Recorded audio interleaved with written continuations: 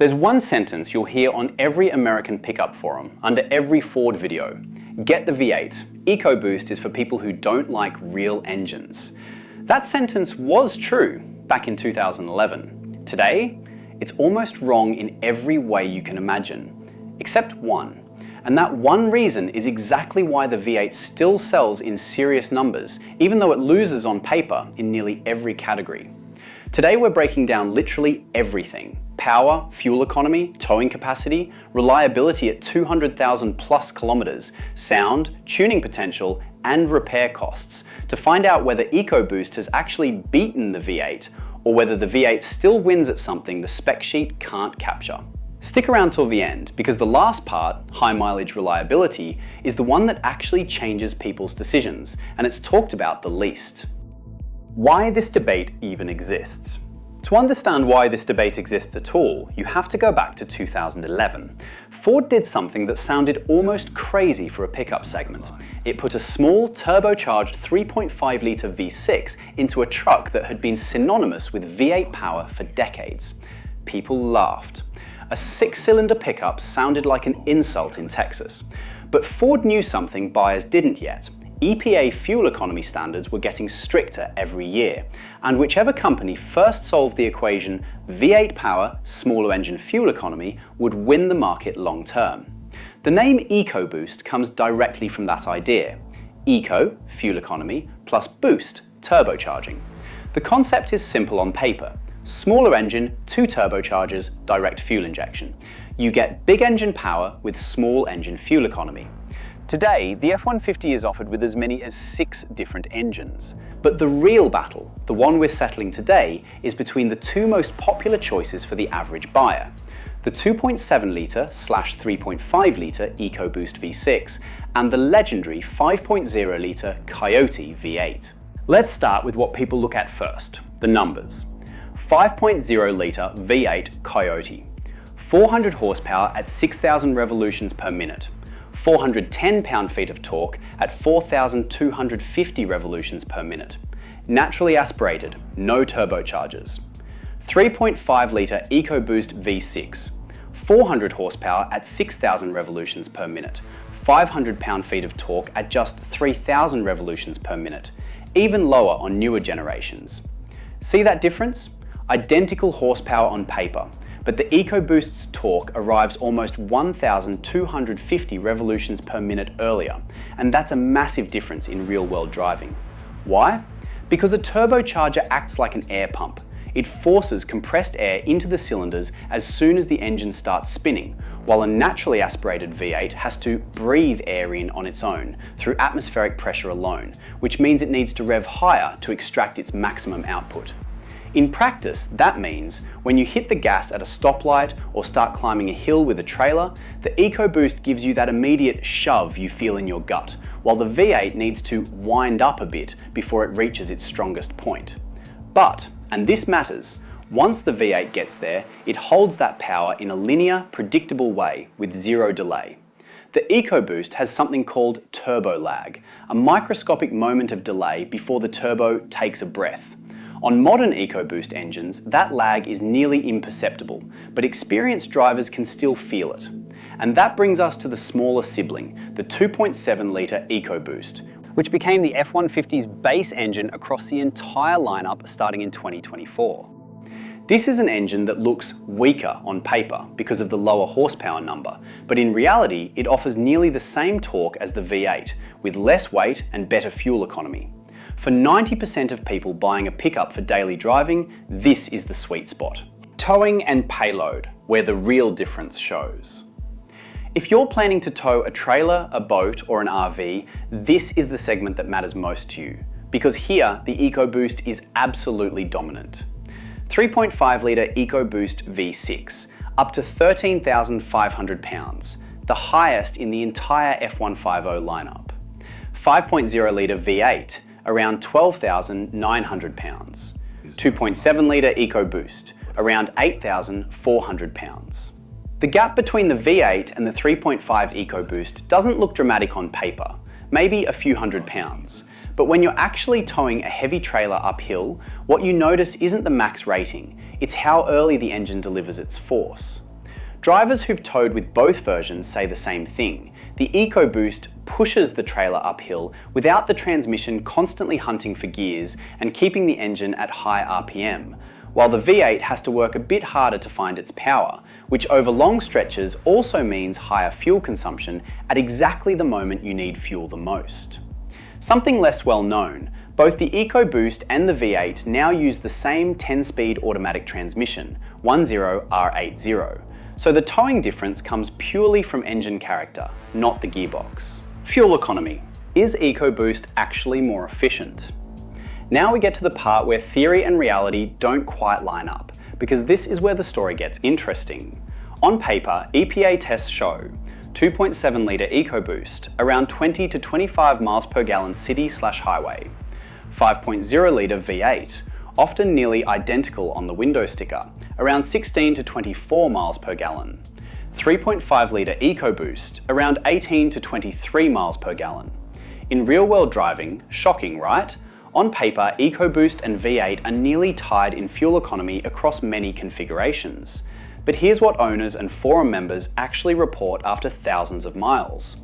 When you drive calmly, unloaded, the EcoBoost is more efficient. The turbo rests and the engine runs in an economical mode. But the moment you add a load, cargo, a trailer, aggressive driving, the turbo engine has to work harder to generate that boost pressure, and that's when EcoBoost fuel consumption spikes, sometimes even higher than the V8 in the same situation. In other words, EcoBoost rewards calm driving and punishes aggressive driving. The V8 is far more predictable, roughly the same fuel economy whether you're driving gently or flooring it, because there's no explosive difference in how the engine operates. If you're the type who tows a trailer on weekends but otherwise drives calmly, the EcoBoost will save you money. If you drive aggressively or floor it often, that gap often shrinks to zero, or even flips in the V8's favour. This is the most subjective part of the whole comparison, but it deserves its own segment because, let's be honest, it's one of the main reasons people choose a V8 in the first place. The 5.0 litre Coyote V8 has that classic deep resonant sound you associate with American muscle. When you hit the gas, you hear it, you feel it in your chest. That's emotion, not engineering.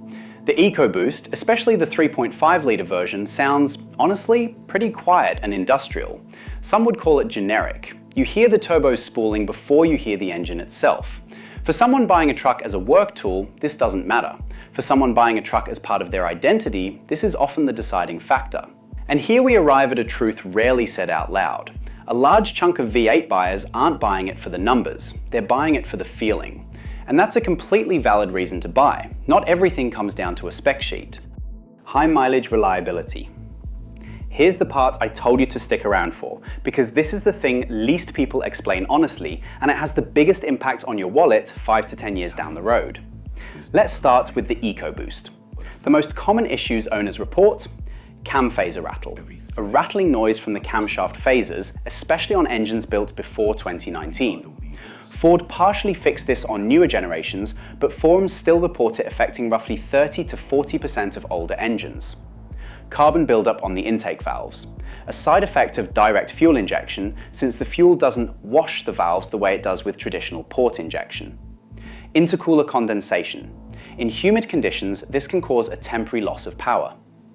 Faster spark plug and ignition coil wear compared to naturally aspirated engines due to higher combustion chamber pressure. Occasional turbocharger failures on engines past 150,000 kilometers, especially if the owner didn't change oil regularly.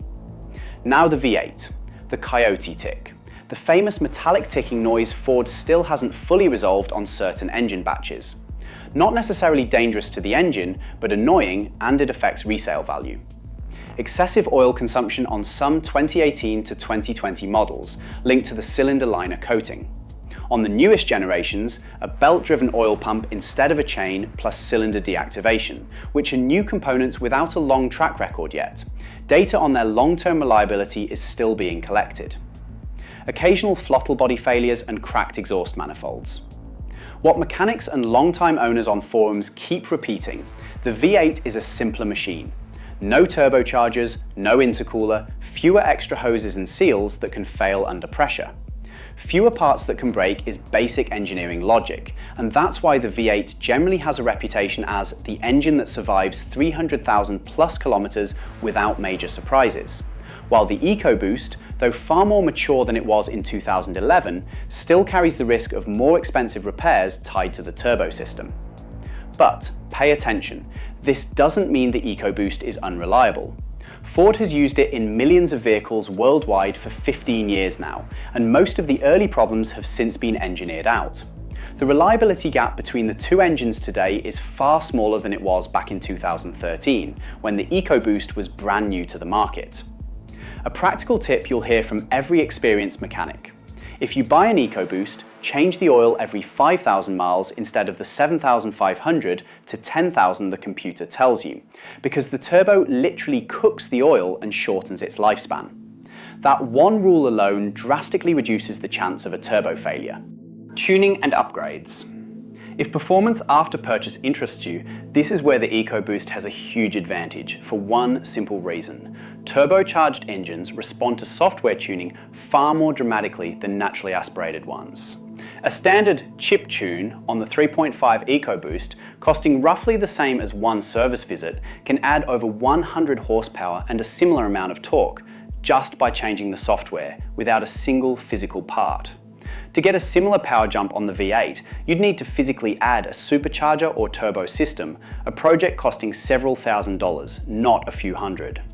On the flip side, when it comes to mechanical durability under tuning, the V8 block is known to be extremely robust and willing to accept extra power without braking, while the EcoBoost internals, though solid, have a lower ceiling before factory parts start failing under aggressive tuning. That's why you still see a lot of Coyote blocks in professional drag racing and off-road builds. But for a quick and cheap upgrade from stock, the EcoBoost wins decisively. Price and resale value. A quick word on money. V8 versions of the F-150 traditionally hold better resale value in the US, simply because demand is higher. People want that V8 sound and simplicity, and lower supply of problematic engines on the used market means buyers trust it more.